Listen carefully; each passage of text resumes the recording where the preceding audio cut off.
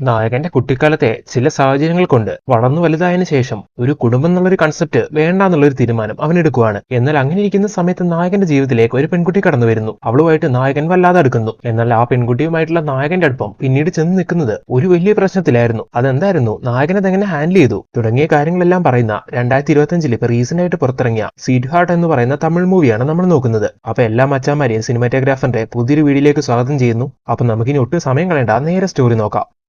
മൂവിയുടെ സ്റ്റാർട്ടിങ്ങിൽ നമ്മുടെ നായകൻ പ്രണയിക്കുന്ന പെൺകുട്ടിയെയും കാണിക്കുന്നു. അവരിപ്പോ ഫ്രണ്ട്സ് എല്ലാം ആയിട്ട് ഒരു ട്രിപ്പ് പോയിരിക്കുവാണ്. ആ ട്രിപ്പിനിടയിൽ വെച്ച് നായകനോട് പറയുന്നുണ്ട്, നമ്മുടെ തമ്മിലുള്ള റിലേഷൻ ഞാൻ വീട്ടിൽ പറഞ്ഞാലോ എന്ന് ആലോചിക്കുവാണ്. സോ അതിന് നീ എന്റെ വീട്ടിലേക്ക് വരണമെന്ന്. ഇത് കേൾക്കുന്ന നായകനാണെങ്കിൽ ആകെ ടെൻഷൻ ആവുന്നു. ഞാൻ റിലേഷനിലേക്ക് പോവാതെ ഇത്ര നാൾ ഇരുന്നതിന്റെ പ്രധാന കാരണം ഇതാണ്. ഇപ്പൊ പെട്ടെന്ന് ഈ കാര്യം വീട്ടിലറിയിക്കേണ്ട കാര്യം എന്താ ഉള്ളത്? ഇങ്ങനെയൊക്കെ പറഞ്ഞ് നായകൻ അതിൽ നിന്ന് ഒഴിഞ്ഞു മാറുന്ന സമയത്ത് ഇതെല്ലാം കേൾക്കുന്നത് നമ്മുടെ നായികയ്ക്കാണെങ്കിൽ ആകെ ദേഷ്യം വരുന്നു. അങ്ങനെ അവളാണെങ്കിൽ നായകനോട് ദേഷ്യപ്പെടുവാണ്. ശരിക്കും നായിക ഈ കാര്യം പറഞ്ഞപ്പോൾ ഇങ്ങനെ പ്രതികരിക്കാൻ ഒരു കാരണം ഉണ്ടായിരുന്നു. അതെന്താന്ന് നോക്കിയിട്ടുണ്ടെങ്കിൽ നായകന്റെ കുട്ടിക്കാലത്ത് നടന്ന ചില വിഷയങ്ങൾ കൊണ്ടാണത്. അതെന്താണെന്നൊക്കെ ഈ സമയം ഒരു ഫ്ലാഷ് ബാക്കിലൂടെ കാണിക്കാൻ തുടങ്ങുന്നു. കുട്ടിക്കാലത്ത് നായകന്റെ എല്ലാം അവന്റെ അമ്മയായിരുന്നു. അവന്റെ അമ്മയ്ക്കും അവന്റെ ജീവനായിരുന്നു. അങ്ങനെ വളരെ ഹാപ്പി ആയിട്ട് നായകൻ അവന്റെ കുട്ടിക്കാലം ജീവിച്ചുകൊണ്ടിരിക്കുന്ന സമയത്താണ് എന്തോ വലിയ വഴക്കുണ്ടാക്കി നായകന്റെ അച്ഛനും അമ്മയും തമ്മിൽ പിരിയുന്നത്. അങ്ങനെ പിരിഞ്ഞതിന് ശേഷം അമ്മയാണെങ്കിൽ മറ്റൊരാളെ കല്യാണം കഴിച്ച് അങ്ങനെ അവരുടെ പാട്ടിനും പോയി. പാവം നമ്മുടെ നായകന് അമ്മ എന്ന് പറഞ്ഞ ജീവനായിരുന്നല്ലോ. അമ്മ പോയതിനു ശേഷം ശരിക്കും അവൻ ഒറ്റപ്പെട്ടു പോവുകയാണ്. അങ്ങനെ നായകന്റെ കുട്ടിക്കാലത്ത് നടന്ന ആ ഒരു സംഭവം കൊണ്ട് അതിനുശേഷം നമ്മുടെ നായകൻ പിന്നീട് അങ്ങോട്ട് അവന്റെ ജീവിതത്തെ ആരെയും അളവ് കടന്ന് സ്നേഹിക്കാറില്ലായിരുന്നു. ആരോടും ആ രീതിക്കുള്ള അറ്റാച്ച്മെന്റ് ഒന്നും വെക്കാറില്ലായിരുന്നു. ശരിക്കും പിന്നീട് അങ്ങോട്ട് ഒരു ഇമോഷണൽ ബോണ്ടിംഗ് ഒന്നും ഇല്ലാതെ ആ ഒരു രീതിക്കായിരുന്നു നായകൻ ജീവിച്ചു വന്നുകൊണ്ടിരുന്നത്. അങ്ങനെ വളർന്നു വലുതായ നമ്മുടെ നായകൻ കുറച്ച് വർഷങ്ങൾക്ക് മുമ്പ് ഫ്രണ്ട്സിനോടൊപ്പം ഒരു പബ്ബിൽ പാർട്ടിക്ക് പോകുമ്പോൾ അവിടെ വെച്ചിട്ടാണ് ആദ്യമായിട്ട്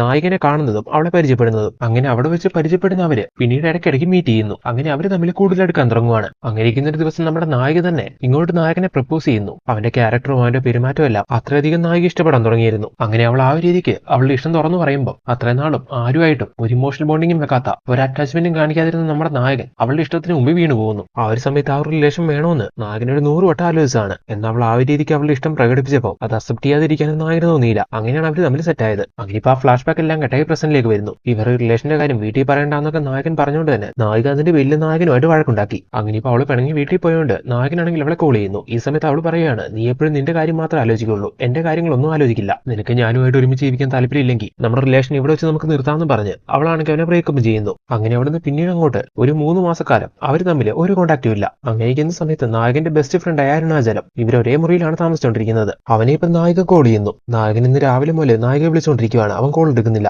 നായികയ്ക്ക് അവനോടൊന്ന് അർജന്റായിട്ട് സംസാരിക്കണം. അവൻ എവിടെയുണ്ടെങ്കിലും അവന്റെ അടുത്ത് ചെന്ന് ഈ കാര്യം ഒന്ന് പറയാൻ നായിക അരുണാചലത്തിനോട് പറയുന്നു. അങ്ങനെ അടുത്ത സീനിൽ അരുണാചലം നേരെ ചെന്ന് നായകനോട് ഈ കാര്യം പറയുന്നു. അവൾക്ക് നിന്നോട് എന്തോ അർജന്റായിട്ട് പറയാനുണ്ടെന്നാ പറഞ്ഞത്, നീ അവളെന്ന് കോൾ ചെയ്യ്, കാര്യം എന്താണെന്ന് ചോദിക്കുക. ഇങ്ങനെ ഫ്രണ്ട് പറയുന്ന സമയത്ത് കോൾ ചെയ്യണോ വേണ്ടിയോ എന്ന് നായകൻ കുറെ തവണ ആലോചിക്കുന്നു. എന്നിട്ടൊന്ന് വിളിച്ചു നോക്കാന്നുള്ള രീതിയിൽ നായകനാണെങ്കിൽ അവളെ കോൾ ചെയ്യുന്നു. അവൾ വിളിച്ചത് എന്തിനാണെന്നറിയാവോ? നായകൻ കാരണം അവൾ പ്രഗ്നന്റ് ആണോ എന്ന് അവൾക്ക് ഡൗട്ട് ഉണ്ട്. അവളുടെ ബോഡി അങ്ങനത്തെ ചില സിംറ്റംസ് കാട്ടി തുടങ്ങി. ആ കാര്യം പറയാൻ വേണ്ടിയായിരുന്നു വിളിച്ചിട്ടുണ്ടായിരുന്നത്. അങ്ങനെ അവൾ ഈ കാര്യം പറയുന്ന സമയത്ത് നായകനാകെ ഷോക്ക് ആവുന്നു. നീ ചെക്ക് ചെയ്ത് നോക്കിയോ? ഇല്ലെന്ന് അവൾ പറയുന്ന സമയത്ത് ഞാനൊരു പ്രഗ്നൻസി ടെസ്റ്റിംഗ് കിറ്റും വാങ്ങി അങ്ങോട്ട് വരാമെന്ന് നായകൻ അവളോട് പറഞ്ഞ് കോൾ കട്ട് ചെയ്യുന്നു. എന്നിട്ട് ഉടനെ ബെസ്റ്റ് ഫ്രണ്ടായ അരുണാചലത്തിനെ കോൾ ചെയ്യുന്നു. എന്നിട്ട് അവനോട് ഈ കാര്യമെല്ലാം പറഞ്ഞ് എത്രയും വേഗം ഒരു ടെസ്റ്റിംഗ് കിറ്റും വാങ്ങി അവളുടെ വീട്ടിലേക്ക് പോകണമെന്ന് പറയുവാണ്. അങ്ങനെ അടുത്ത സീനിൽ അരുണാചലം നായകന്റെ അടുത്തേക്ക് വരുന്നു. ശേഷം അവർ രണ്ടുപേരും ഒരു മെഡിക്കൽ ഷോപ്പിൽ പോയി ഒരു പ്രഗ്നൻസി കിറ്റ് എല്ലാം വാങ്ങി നേരെ നായകന്റെ വീടിന്റെ അടുത്തേക്ക് എത്തുന്നു. എന്നിട്ട് നായകനെ കോൾ ചെയ്ത് ഞാൻ കിറ്റുമായിട്ട് താഴെ ഉണ്ടെന്ന് പറയുന്നു. ഇങ്ങോട്ട് വരണ്ട, ആരെങ്കിലും കണ്ടാൽ പ്രശ്നമാവും, അതുകൊണ്ട് അത് ഗേറ്റിനടുത്തുള്ള ലെറ്റർ ബോക്സിൽ ഇട്ടിട്ട് പോക്കോ, ഞാൻ വന്നിടത്തോളം അത് നായിക പറയുന്നു. അങ്ങനെ നായകൻ അത് അവള് പറഞ്ഞ പോലെ ആ ബോക്സിൽ ഇട്ടിട്ട് പോവുകയാണ്. ഈ സമയത്താണ് മറ്റൊരു ഫ്ലാഷ് ബാക്ക് കാണിക്കുന്നത്. 3 മാസങ്ങൾക്ക് മുമ്പ് നായകനും നായികയും തമ്മിൽ ബ്രേക്കപ്പ് ആയി എന്ന് പറയുന്നുണ്ടായിരുന്നല്ലോ. അന്ന് രാത്രി അവളുമായിട്ടുള്ള പ്രശ്നങ്ങളെല്ലാം പറഞ്ഞു തീർക്കാന്ന് വിചാരിച്ച് പാതിരാത്രിക്ക് നായകന്റെ വീട്ടിലേക്ക് എത്തുവാണ്. അതും അതിലൊക്കെ ചാടി വീടിന്റെ സൈഡിൽ കൂടി എന്തി പിടിച്ച്. അങ്ങനെ ആരും കാണാതെ നായകന്റെ മുറിയിലേക്ക് എത്തുന്ന സമയം ആ ഒരു രീതിക്ക് വരുന്നതുകൊണ്ട് തന്നെ നായകന്റെ ഷർട്ട് ഒന്ന് കീറുവാണ്. അങ്ങനെ പാതിരാത്രിക്ക് ആ സമയത്ത് നായകന്റെ മുറിയിലേക്ക് അവൻ എത്തുന്ന സമയം നായികയാണെങ്കിൽ അവനെ വഴക്ക് പറയുന്നു. ഇപ്പൊ നീ എന്തിനാ ഇങ്ങോട്ട് വന്നത്, ആരെങ്കിലും കണ്ടാകെ പ്രശ്നമാവില്ലേ എന്നൊക്കെ പറയുവാണ്. ഇതേ സമയമാണ് അവിടെ മറ്റൊരു കാര്യം സംഭവിക്കുന്നത്. അന്ന് നായകന്റെ ബർത്ത്ഡേ ആയിരുന്നു. അവളുടെ അച്ഛനും അമ്മയും വീട്ടുകാരൊക്കെ അന്ന് അവൾക്ക് സർപ്രൈസ് കൊടുക്കാൻ വേണ്ടി ഒരു കേക്കുമായിട്ട് ആ സമയം അവളുടെ മുറിയിലേക്ക് വരുവാണ്. അങ്ങനെ പെട്ടെന്ന് മുറിയിലേക്ക് വരുന്ന അവർ കാണുന്ന കാഴ്ച എന്താണെന്ന് നോക്കിയിട്ടുണ്ടെങ്കിൽ നായകന്റെ റൂമിൽ ആ സമയത്ത് ഷർട്ടില്ലാതെ നിൽക്കുന്ന നായകനെയാണ്. അങ്ങനെ ഈ ഒരു കാര്യം കണ്ട് ഫാമിലി ആകെ ഷോക്ക് ആവുന്നു. അതിന്റെ പേരിൽ അവളുടെ ഫാമിലി അന്ന് നല്ല സീനാക്കുന്നുണ്ട്. അങ്ങനെ അന്ന് നടന്ന ആ ഒരു സംഭവത്തിന് ശേഷം നായികനെ അവളുടെ അച്ഛൻ വളരെ സ്ട്രിക്റ്റ് ആയിട്ടാണ് വെച്ചുകൊണ്ടിരിക്കുന്നത്. ഇപ്പൊ നമ്മുടെ നായികയ്ക്ക് ഒന്ന് പുറത്തേക്ക് പോകണമെങ്കിൽ കൂടി അച്ഛന്റെ പെർമിഷൻ വാങ്ങണം. ആ ഒരു അവസ്ഥയാണ്. ഈ ഒരു അവസ്ഥയിൽ നായിക പ്രഗ്നന്റ് ആണെന്നെങ്ങാനും വീട്ടിലറിഞ്ഞ പിന്നെ കഥ കഴിഞ്ഞു. അതുകൊണ്ടാണ് നമ്മുടെ നായിക ഇപ്പൊ കിറ്റുമായിട്ട് വന്ന് നമ്മുടെ നായകനെ വീടിന്റെ പരിസരത്തേക്ക് ഉരുവടുപ്പിക്കാത്തത്. എന്നാലും നായകൻ കിറ്റ് വാങ്ങി കൊണ്ടുവന്ന് ബോക്സിലിട്ട് പോയോണ്ട് നായിക ഇപ്പൊ ആരും കാണാതെ അത് പോയി എടുത്ത് അത് ടെസ്റ്റ് ചെയ്ത് നോക്കുന്നു. അപ്പൊ അതിൽ പോസിറ്റീവ് എന്ന് കാണിക്കുകയാണ്. അതിനുശേഷം ആകെ ടെൻഷൻ അടിച്ച് അവളെ നായകനെ വിളിക്കുന്നു. ഈ കാര്യങ്ങളെല്ലാം പറയുന്നു. അവളെ കാര്യം പറഞ്ഞതും ഉടനടി നായകൻ പറയുവാണ് അബോട്ട് ചെയ്യാമെന്ന്. ഒന്ന് ആലോചിക്കുകയും ചെയ്യാതെ അവൻ ഈ ഒരു കാര്യം പറയുന്ന സമയത്ത് നായികയ്ക്കാണെങ്കിൽ ആകെ ദേഷ്യം വരുന്നു. അങ്ങനെ അവൾ ഒരുപാട് ദേഷ്യം കൊണ്ട് കോള് കട്ട് ചെയ്യുവാണ്. അത് കഴിഞ്ഞ് നായകനാണെങ്കിൽ ഈ കാര്യങ്ങളെല്ലാം അവന്റെ ഫ്രണ്ടിനോട് പറയുന്നു. അബോർഷൻ നടത്താനുള്ള ഒരു സാഹചര്യം എത്രയും പെട്ടെന്ന് സെറ്റ് ചെയ്യണം, ഐ മീൻ ഒരു ഡോക്ടറെ പോയി കാണണമെന്നൊക്കെയാണ് അവൻ പറയുന്നത്. അടുത്ത സീനിൽ നായകനും അവന്റെ ഫ്രണ്ടും കൂടി അവളെ അടുത്തുള്ള ഒരു ഹോസ്പിറ്റലിലേക്ക് പോകുന്നു. എടാ ഈ ഹോസ്പിറ്റലിലേക്ക് എന്തിനാ വന്നത്? ഇങ്ങനെയും പറഞ്ഞ് നായകൻ ഫ്രണ്ടിനോട് ദേഷ്യപ്പെടുന്നു. അതിനൊരു കാരണം ഉണ്ടായിരുന്നു. നായകന്റെ ചേച്ചി ഒരു ഡോക്ടറാണ്, അവരിവിടെയായിരുന്നു വർക്ക് ചെയ്തുകൊണ്ടിരുന്നത്. സോ അവര് കാര്യങ്ങൾ അറിയില്ലെന്ന് പേടിച്ചാണ് നായകൻ ഇങ്ങനെല്ലാം പറയുന്നത്. ഈ സമയം ഫ്രണ്ട് പറയുവാണ്, ഇപ്പൊ ഈ സാഹചര്യം ഒന്ന് ഡീൽ ചെയ്യണമെങ്കിൽ ഞാൻ ആലോചിച്ചിട്ട് ഇതൊരു മാർഗ്ഗമുള്ളൂ, കാര്യങ്ങളെല്ലാം നിന്റെ ചേച്ചിനോട് തുറന്നു പറ, ചേച്ചിന്റെ ഹെൽപ്പോട് കൂടിയേ നമുക്ക് എന്തെങ്കിലും ചെയ്യാൻ കഴിയുള്ളൂ. അങ്ങനെ ഇപ്പൊ നായകന്റെ ഫ്രണ്ട് ഈ രീതിക്ക് പറഞ്ഞ് നായകനെ കൺവിൻസ് ചെയ്ത് അങ്ങനെ നായകന്റെ ചേച്ചിന്റെ അടുത്തേക്ക് കൂട്ടിക്കൊണ്ട് ചെല്ലുന്നു. അങ്ങനെ ഇപ്പൊ നായകനും ഫ്രണ്ടും കൂടി കാര്യങ്ങളെല്ലാം നായകന്റെ ചേച്ചിനെ അറിയിക്കുവാണ്. ഇതെല്ലാം അറിയുന്ന സമയത്ത് നായകന്റെ ചേച്ചിയാണെങ്കിൽ നായകനോട് ദേഷ്യപ്പെടുന്നു. അവളെ കല്യാണം കഴിച്ച് കാര്യങ്ങളൊക്കെ ഡീൽ ചെയ്തൂടെ എന്ന് ചേച്ചി ചോദിക്കുവാണ്. അതൊന്നും എന്തായാലും നടക്കാൻ പോകുന്നില്ല, ചേച്ചി ദയവ് ചെയ്ത് ഇതൊന്ന് ക്ലിയർ ചെയ്ത് എങ്ങനെയെങ്കിലും ഇത് ഒതുക്കി തരണം. അങ്ങനെ നായകൻ ഈ രീതിക്ക് ഇങ്ങനെയെല്ലാം റിക്വസ്റ്റ് ചെയ്യുന്ന സമയത്ത് ചേച്ചി പറയുവാണ്, ശരി ആദ്യം അവളെ കൂട്ടിക്കൊണ്ടുപോവാ, ഒരു ചെക്കപ്പ് നടത്തി കുട്ടിക്ക് എത്ര വളർച്ചയായി, അവളുടെ ബോഡി സിറ്റുവേഷൻ എന്താണെന്നൊക്കെ ഒന്ന് മനസ്സിലാക്കണം, അതിനുശേഷം മാത്രമേ അബോർഷൻ ചെയ്യാൻ പറ്റുമെന്ന് നമുക്ക് തീരുമാനിക്കാൻ കഴിയുള്ളൂ. ഇങ്ങനെ ചേച്ചി പറയുന്ന സമയത്ത് നായകൻ പറയാണ്, അവളെ വീട്ടിൽ നിന്ന് കൊണ്ടുവരാന്നുള്ളത് ഭയങ്കര ടാസ്ക് ആണ്, കാരണം അന്നുണ്ടായ വിഷയം കൊണ്ട് അവളുടെ വീട്ടിലാകെ സീനായിട്ടിരിക്കുമല്ലേ. സോ അവളെ ഹോസ്പിറ്റലിലേക്ക് കൊണ്ടുവരാതെ എങ്ങനെയെങ്കിലും ടെസ്റ്റ് ചെയ്യാൻ കഴിയുമെന്ന് നായകൻ ചോദിക്കുന്ന സമയത്ത് അങ്ങനെയാണെങ്കിൽ അവളുടെ യൂറിൻ കളക്ട് ചെയ്ത് അത് ഇവിടേക്ക് എത്തിച്ചാൽ മതി എന്ന് ചേച്ചി പറയുന്നു. അങ്ങനെ ഇത് കേൾക്കുന്ന നായകൻ എന്നാ പിന്നെ അങ്ങനെ ഡീൽ ചെയ്യാന്ന് വിചാരിക്കുന്നു. അവളും തിരിച്ചു പോകുന്ന സമയത്ത് നായകൻ നായികനെ കോൾ ചെയ്ത് ഈ കാര്യങ്ങളെല്ലാം ഷെയർ ചെയ്യുവാണ്. യൂറിൻ സാമ്പിൾ രാത്രി സെറ്റാക്കി തരാമെന്ന് അവൾ പറയുന്നു. അങ്ങനെ രാത്രി അവളത് എടുത്തു വെച്ച് നായകനെ വിളിക്കുവാണ്. ഡയറക്റ്റ് ആയിട്ട് നായകനോട് പോയി വാങ്ങാൻ കഴിയില്ലല്ലോ, അതുകൊണ്ട് തന്നെ രാത്രി ആരും കാണാത്ത രീതിയിൽ അന്ന് വീട്ടിൽ വലിഞ്ഞു കയറിയ പോലെ നായകൻ കയറി സാമ്പിൾസ് കളക്ട് ചെയ്ത് തിരിച്ചു പോകുന്നു. അടുത്ത സീനിൽ നായകൻ അത് ഹോസ്പിറ്റലിൽ എത്തിച്ച് ചേച്ചിനെ കൊണ്ട് ചെക്ക് ചെയ്യിപ്പിക്കുകയാണ്. അങ്ങനെ ചെക്ക് ചെയ്തിട്ട് ഡോക്ടറായ ചേച്ചി പറയുന്നു, കുഞ്ഞിന് ഏകദേശം 3 മാസം പ്രായമായിട്ടുണ്ട്. സോ അത്രയും വളർച്ചയെത്തിയ കുഞ്ഞിനെ അബോർട്ട് ചെയ്യുന്നത് പോസിബിൾ അല്ലാന്ന്. ഈ ഒരു സിറ്റുവേഷനിൽ ആ കുഞ്ഞിനെ അബോർട്ട് ചെയ്യാൻ തീരുമാനിച്ചാൽ അത് നായികയ്ക്കും ഒരുപാട് ഹെൽത്ത് ഇഷ്യൂസ് ഉണ്ടാക്കും. സംഭവം എന്തായാലും ഭയങ്കര കോംപ്ലിക്കേറ്റഡ് ആണെന്ന് ചേച്ചി പറയുന്ന സമയത്ത് വേറൊരു വഴിയില്ലെന്ന് നായകൻ ചോദിക്കുന്നു. ഈ കാര്യം പുറത്തറിഞ്ഞ, അതായത് ഇങ്ങനെ ഒരു കാര്യം ചെയ്യാൻ വേണ്ടി നിങ്ങൾ എൻ്റെ അടുത്ത് വന്നെന്നറിഞ്ഞ പോലീസ് കേസ് വരെ ആവാനുള്ള ചാൻസും ഉണ്ടെന്ന് ചേച്ചി പറയുവാണ്.